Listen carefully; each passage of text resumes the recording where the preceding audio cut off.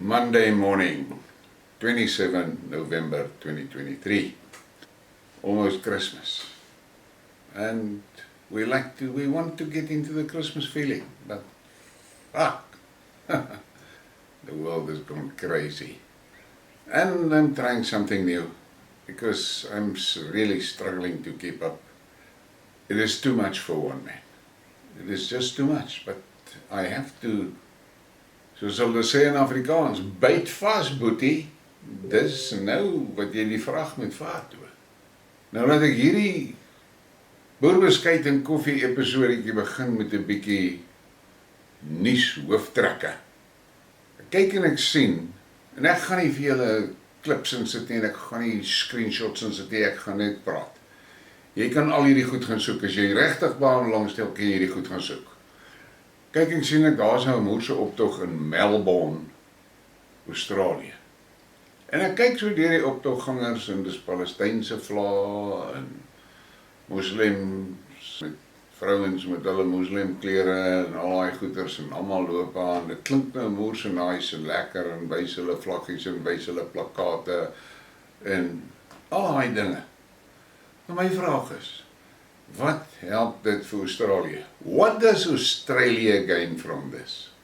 The Australian people has got their own problems and they've got serious problems.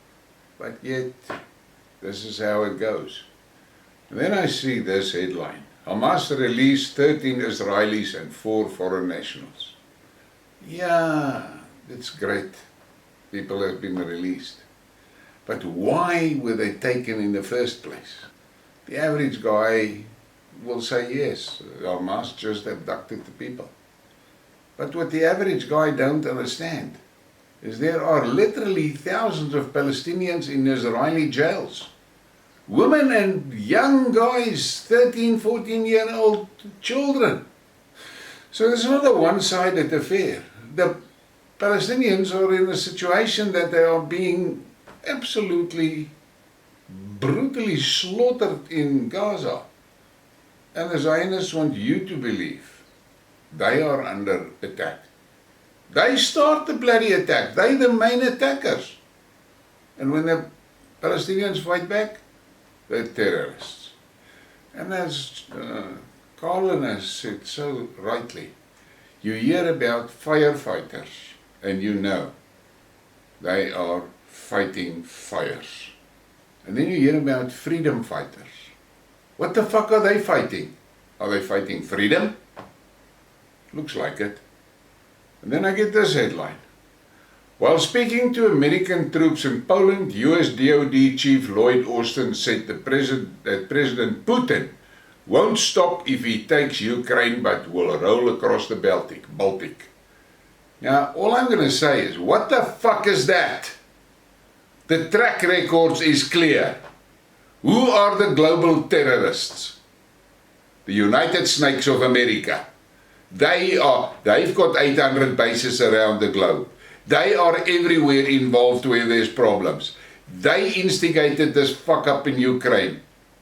But, switch the blame. Putin will march over the Baltics.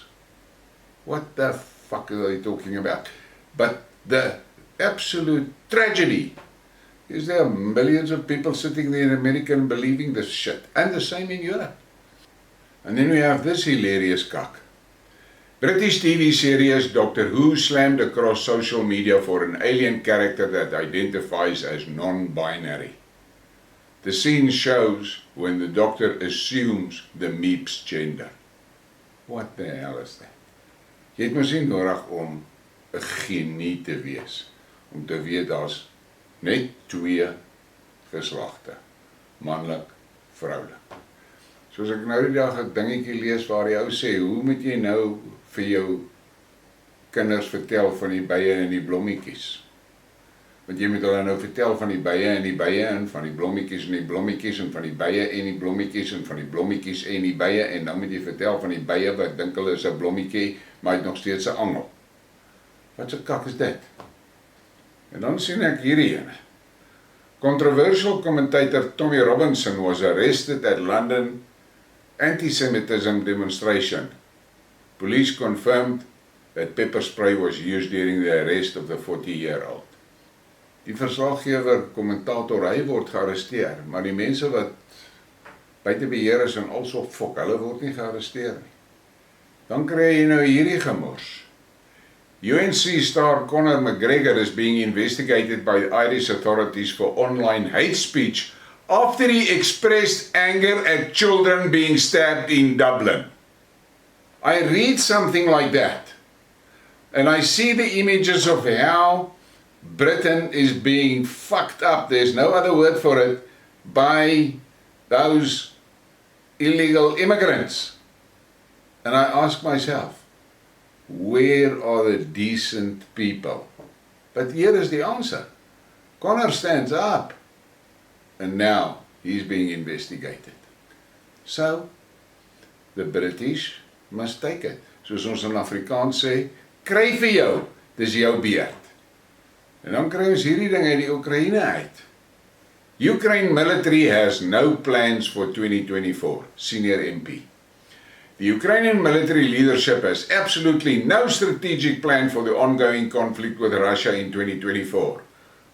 Mariana Bezuglaya, the deputy head of the Ukrainian Parliament Security, Defense and Intelligence Committee, said on Sunday, the top brass only wants to mobilize tens of thousands of people every month without a clear understanding of what should be done in Kiev's ongoing conflict with Moscow. En dan was daar 'n ander artikel wat ek gisterand gelees het, waarin een van hulle MP's duidelik sê, die vredesberaad wat daai tyd gehou was in Turkye, Putin was tevrede. Hy het geteken. Zelensky het geteken. Maar toe kom Zelensky terug in Kiev en toe's Boris Johnson, hy fucking dik clown van die Engelse, toe's hy daar en sê vir Zelensky, hou aan veg, as jy hierdie ding deursit, kry jy niks meer by ons nie. En toe, asof ouens toe maak hulle een van die hoofonderhandelaars skiet hulle nog deur, hulle eie hout skiet hulle om deur die kop, omdat hy daai dokument geteken het. So, hulle het gesoek, die Weste het gesoek vir daai oorlog daar. En hierdie donderse nasie van my, wat my bekruip en my alwaar die kak gegee het, hy kyk nie na die feite nie, en hy het groot luidkeels, ek kan vir julle wys hoeveel keer hy van my gesê het, Oekraïne gaan die Russe opdonder. Nou, daar sit ons vandag. Waar is hy? Nee, nou is hy weer op 'n ander pram, hardloop hy rond en maak ander geluide, ek sien nou, hy is deel van die Vaseline-bende. So, dis die lewe wat ons in leef, waansin. En dan kry jy nou hierdie. Would anything change for the US and the world if Biden wasn't president? Journalist Tony Cox believed the president's career would have ended before it started. But the system that produced him would have found another reprobate. So waar. En nou sien ons al die nuwe president wat in Argentinië gekies is. Dan kry ek nou 'n artikeltjie soos hierdie en dan sien nou 'n video, hier sit hy nou tussen 'n klomp ou manne met lang baarde en goed, met sy Joodse kepsie op. Argentinian President-elect Javier Milei wears a kippah and swears support for Jews and Israel on Havdalah.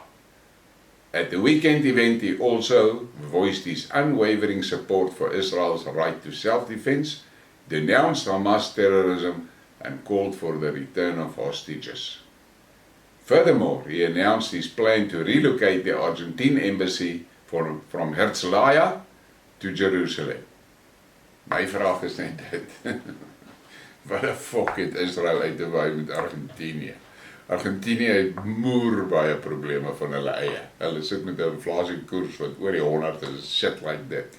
Maar hulle moet die narratief aan die loop hou. En dan kry ek nou hierdie artikel. Manhattan Bridge in New York City was blocked by protesters demanding a ceasefire in the Gaza Strip, the New York Times reports. Demonstrators from Jewish Voice for Peace stood in the middle of the roadway waving Palestinian flags and chanting, "Let Gaza live." Alles nice, en dit laat jou nou lekker voel, en kry so warm gevoeliekie. Maar op die einde van die dag, Hulle het groter probleme in Amerika as om te worry oor wat in Israel aan die gang is. Hulle moes lankal Israel uitgelos het, dat hy sy kak met sy bure uitsort en vir homself 'n vrede daar verwerkstellig en vir die mense rondom hom wys, hy kan 'n goeie buurman wees. Maar nee, dit word nie gedoen nie. Dan kry jy nou hierdie. Israel has arrested 3,200 people in the West Bank and East Jerusalem since October 7. Among those detained were 41 journalists, 29 media workers, and they remain in custody. Dis wat hy Zioniste doen. Maar die wêreld gee nie aandag aan dit nie. En dan kry ek nou vanoggend hier op my groepies en so, en dan sien ek, word nou beroepe gedoen. Ons moet nou bid vir die Christene in Armenië. Nou sê ek vir julle nou net dit. My vrou, ek noem dit vir haar, sy sê, maar glo jy nie in gebed nie? Ek sê, ja, natuurlijk glo ek in gebed. Maar kom ek sê vir jou dit. Dit help niks, jy, druk jou hande binne in die kole van die braaivuur. En dan bid jy gaan nie brand nie. Wat the fuck is dit? Dit gaan mos nie werk nie. Maar dis wat in Armenië aan die gang is. Daai Armeense president of eerste minister ding. Hy het besluit. Hy gaan gat kry by die weste en hy gaan daai EU ouens met NATO toelaat om basisse in sy land te kom bou. Hy sit tussen Turkye, Georgia en Azerbaijan. Dit was 'n narrow shave vir die mense in Nagorno-Karabakh. As dit nie vir die Russe was nie, was al die ouens in Karabakh dood. Die Russe het hulle daar uit. Die Russe het 'n moerse basis in Armenië. Armenië is Christen, Azerbaijan is moslim. Maar aan hulle linkerkant is Turkye, moslims. Aan hulle onderkant is Iran, moslims. Hulle is omsingel deur moslims. Maar hulle eerste minister dink dis 'n goeie plan om daai warmongers van die kakhuis in Washington in te bring in sy land. Hy is te stupid om te verstaan, hulle soek net 'n vastere plek nader aan Rusland, hulle voel fokol vir Armenië. Maar nee, hy doen dit. Nou word daar gesê, ons moet bid vir die Armeense Christene. My fok, hulle president is besig om planne wat hulle uitgeroei gaan kry te maak. Maar ons moet vir hulle bid. Plaas jy nou net bid dat daar oues wat daai president uitvat. Dat daai land tot sy sinne kan kom. Maar nee, in elk geval, dis die mal plek waarin ons leef. Dan sien ek nou hier weer 'n march in die Filippyne. En die ouens is verskriklik aggressief en emosioneel opgesweep. Hundreds have joined a march for peace in the Philippines capital, demanding a permanent ceasefire in Gaza. Asof die Filippyne in hulle eie land nie genoeg probleme het nie. Maar nee, moet ons saamspeel met die hoofstroom narratief. Nou ons hier net so 'n klein stukkie, blykbaar is daar 'n winterstorm in Moskou. Ek sien die plek is wit van die sneeu. Dan kry ek nou hierdie berigie. 7 Chinese aircraft were reportedly detected near Taiwan. According to the ROC Ministry of National Defense, 8 plane vessels were also detected in the islands surrounding regions. Taiwan has reportedly monitored the situation with aircraft, naval vessels and land-based missile systems. Jippie. Fok, hulle bly reg langs China. Reg langs China. So wat is nou so vreemd?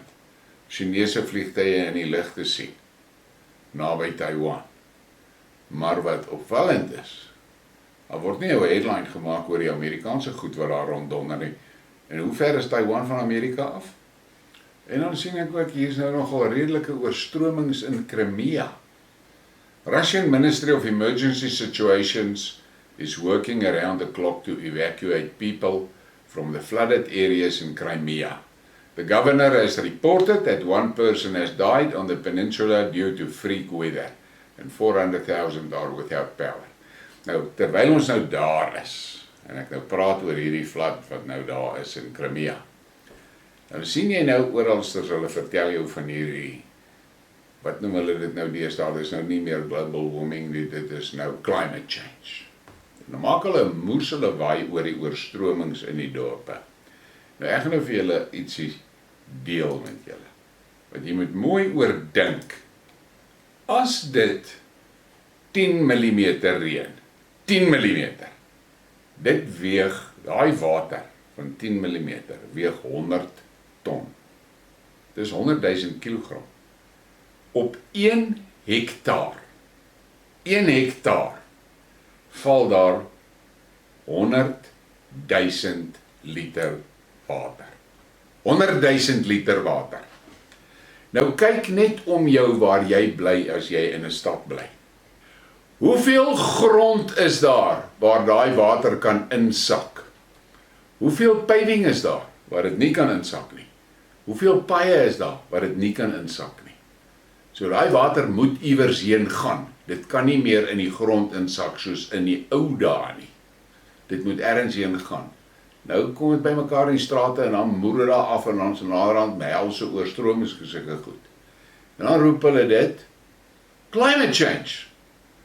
Hulle roep dit nie fenomenale teerpad en paving probleem nie. Nee, noem dit climate change. Mensgemaak. Met al die teerpaaie en al die paving en al die sement en al die dakke en al die goed rondom. Daar is nie meer 'n kolletjie gras of grond waar die water kan insypel nie. Dit moet straat toe en dit moet weg. Maar nee, dit is climate change. Het die mensdom dom geword. Ek dink hulle het dom geword. Ek bekap myself sommer as ek al hierdie goed sien. Ek praat nie hier in my eie dorp, Nelspruit. Dis een streep plek hier so. Toe ek hier in 94 gekom het, was daai Westakers gebied. Daar was groot oop stukke veld en daar was groot vleilonde en al sulke goed. Oor 30 jaar is al daai fucking goed gone, dis net paving en teer en dakke en meentuise en what? Nou reën dit 10 mm en ons hulle die bliksem en maar die plek oorstroom. Waar moet die plek heen gaan? Vat 'n emmer water,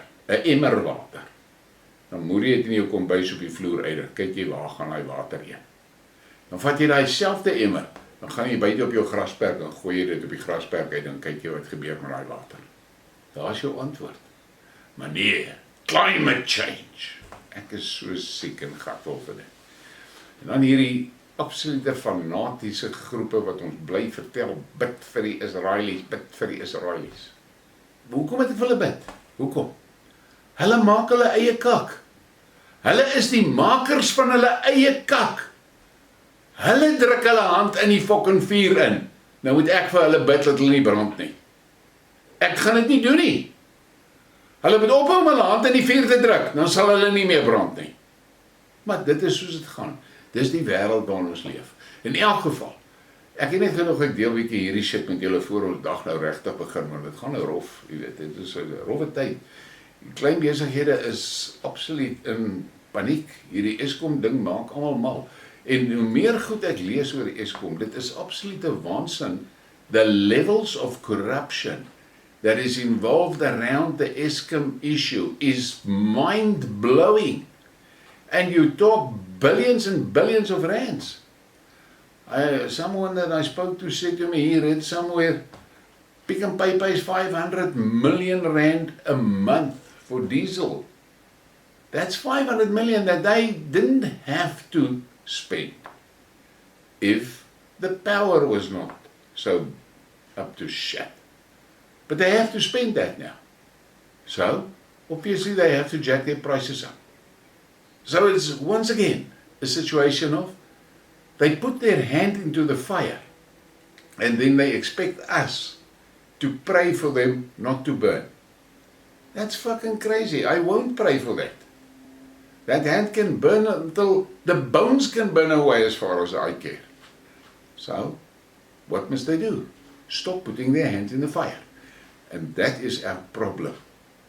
We are so absolutely involved in trying to handle the Eskom situation by making other plans, where the simple solution is walk into that Eskom head office, pluck all the crooked shit out, throw them down a mine shaft, go to the power stations, could gather all those criminal gangsters, syndicates operating there, bliksem them down the mine shaft, then go to the Department of Energy, catch the guys up there, moor them down the mine shaft, and all of a sudden, Pick n Pay don't have to pay 500 million rand a month for diesel for generators, because they're going to pay some million rand a month to Eskom for the power.